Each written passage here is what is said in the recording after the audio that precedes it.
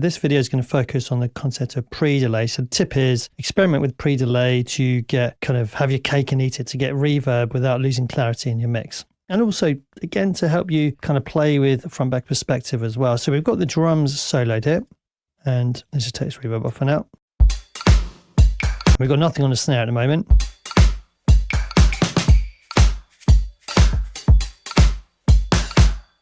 We've got Altiverb on the drums there, so let's take that off as well. Okay, so now we've got dry drums essentially. The clap's got a little bit of something on it. Let's just mute the claps for now. And let's go ahead and solo our drums again. Okay. There may be a little bit of tail built into the snare, but we can still work with that. Okay, let's just mute Altiverb. Okay, there we go. We're much drier now. Okay, so let's bring in Valhalla Vintage Verb again. Okay, so what is pre-delay? Well, remember I said we had the dry sound, the early reflections, and the reverb tail, or the late reflections. Imagine you separated the dry sound from the early reflections and the reverb tail. That's what pre-delay does. Now, this is mimicking against like a principle we would find in acoustic spaces, because let's imagine someone clapping and they're half a meter away from you and you're in a massive church. Well, actually, you would hear their dry clap, and then much later you would have the reverberation, because it would take actually time for the sound to reach the surfaces around you and start reverberating. So pre-delay exists in nature and acoustic spaces. So if you want to create that kind of effect, having something which is close to you in a massive space, you can use pre-delay to create that effect. So it can help the sense of something is closer to you in a big space if you use pre-delay. Now, if you don't have pre-delay, you can use reverb to help bring out certain aspects of a sound, like warm a sound up or brighten a sound if you have like a plate or something like that with no high cut on it. And it will join with the sound. There'll be no separation. But a lot of the time we do want pre-delay because, I said about the real spaces, if we want to create that effect, we use pre-delay. But also if you want to just maintain clarity in your mix, having the transient of the sound and maybe the latter part of the sound, the tail of the sound, separate from the reverb can help you maintain the clarity of that sound whilst also having reverb in there. And we can also almost make it like a groove element a little bit as well. I'll talk to you about that too. So this is on the snare, as I said. So now we've got no pre-delay. So let's experiment with adding some pre-delay.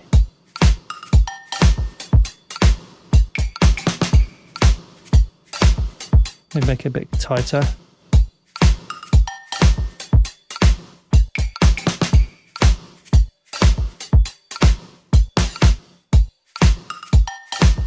So in a subtle way, it feels like with no pre-delay, the snare is coming from further away almost. Whereas this, suddenly we're creating a bit more of a sense of front back perspective.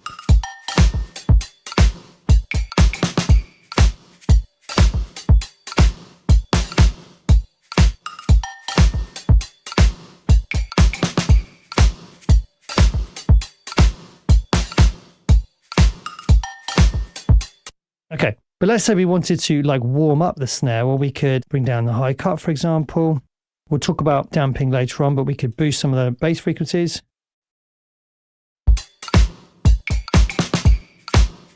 No pre-delay, short reverb time.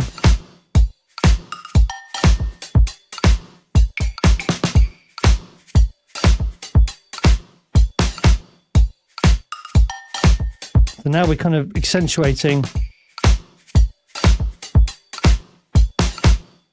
those warmer frequencies. If we wanted to do the opposite, we wanted to brighten things up a little bit.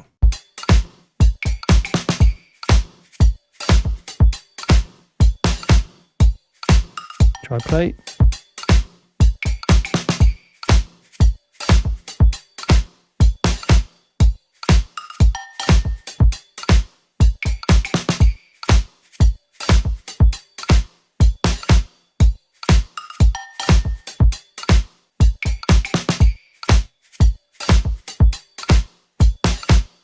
A very cool technique, because you might reach for an EQ if you want to brighten up a sound. But actually using like a tight reverb like this with no pre-delay, you're adding something which can't be added by EQ because EQs are going to be only working on what's in the sound. But adding reverb, you're adding an extra layer, an extra character, plus you can EQ in what you want. And we haven't talked about even EQing the reverb with a proper EQ yet, but you could do that as well. But of course, using no pre-delay means you can actually bring out what you need more of in a sound. Great for adding a sense of width as well for drums and stuff like that.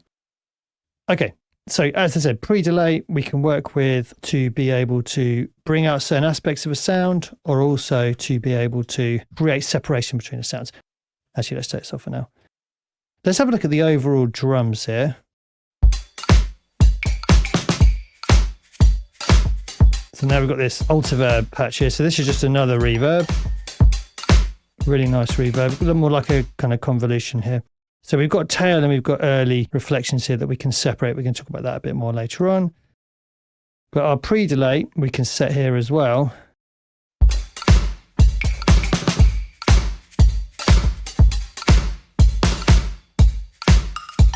We can get kind of interesting here with the pre-delay time, be quite experimental.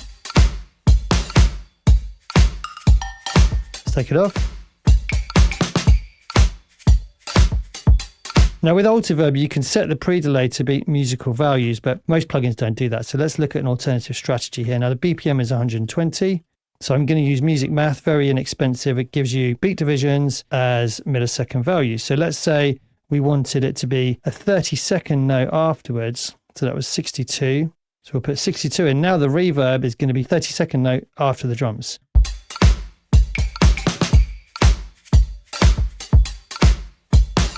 So it's sort of adding an extra groove as well.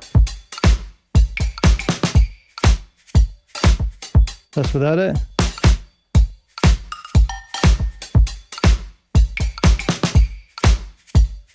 And then we can work on kind of divisions of that. Obviously half of 62, around 30, and then half of 30, 15. So that's how I got that value.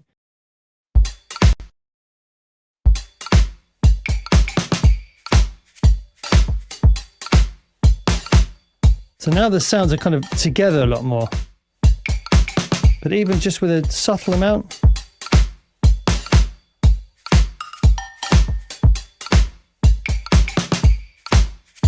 The transients are cleaner because we've got that separation. Let's try it in the mix with everything else. And this can be a great tool again for adding in some front-back perspective.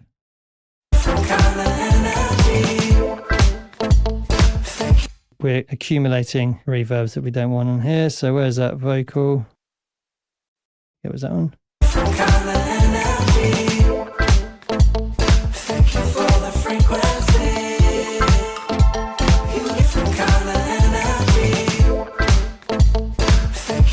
I'm going to make this a bit louder, bring it out a bit more.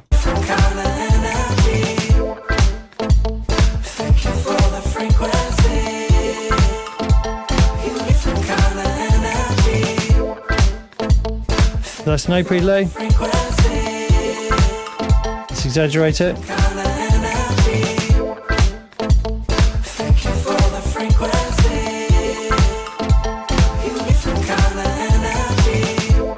So it might not be right for this track, but it's definitely something to play around with. So that's the next tip is do not ignore pre-delay. Whenever you want the sound to retain clarity and you want the reverb, but you don't want to, affect the actual dry sound that you've got, apply pre-delay, try musical values, just experiment with musical values and see which one works for you. And it's a great way of being able to create almost like a rhythmic effect with your reverb and also retain clarity of the dry sound. So that's the next tip, experiment with the pre-delay. Let's head into the next video. So I'll see you then. Thanks for watching.